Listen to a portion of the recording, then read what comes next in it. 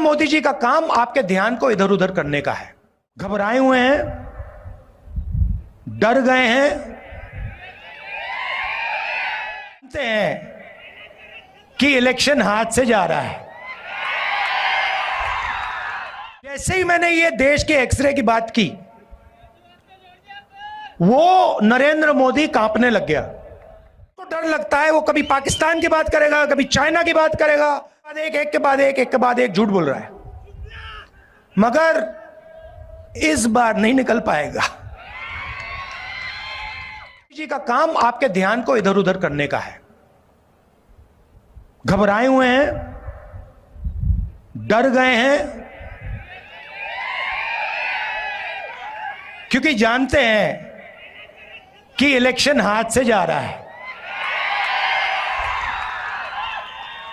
और electoral bonds में इतनी चोरी हुई है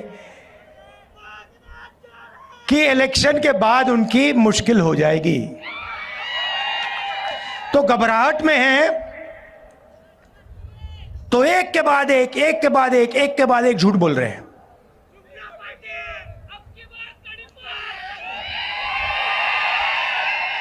वो जानते हैं कि हिंदुस्तान की जनता बात समझ गई है। वो जानते हैं कि हिंदुस्तान की जनता इस चुनाव में संविधान की रक्षा करने के लिए खड़ी हो गई है। और वो जानते हैं कि हिंदुस्तान की जनता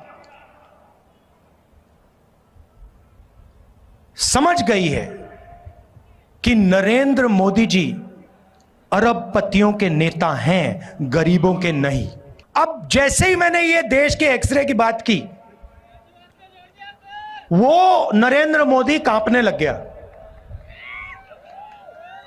जैसे ही मेरे, उसकी आदत है, जैसे उसको डर लगता है ना, वो झूठ बोलना शुरू कर देता है।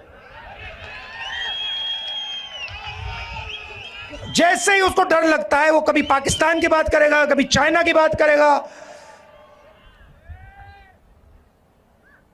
तो एक के बाद एक झूठ बोल रहा है, मगर इस बार नहीं निकल पाएगा।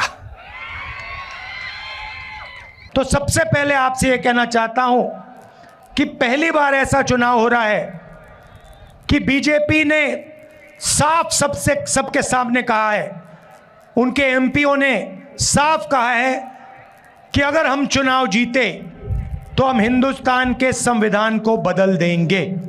और मैं आपसे कह रहा हूं, उनसे कह रहा हूं, ऐसी कोई शक्ति नहीं है दुनिया में जो हिंदुस्तान के संविधान को बदल सके। अब देखिए, पिछले 10 साल नरेंद्र मोदी ने 22 लोगों को, सिर्फ 22-25 लोगों को लाखों करोड़ रुपए दिए हैं।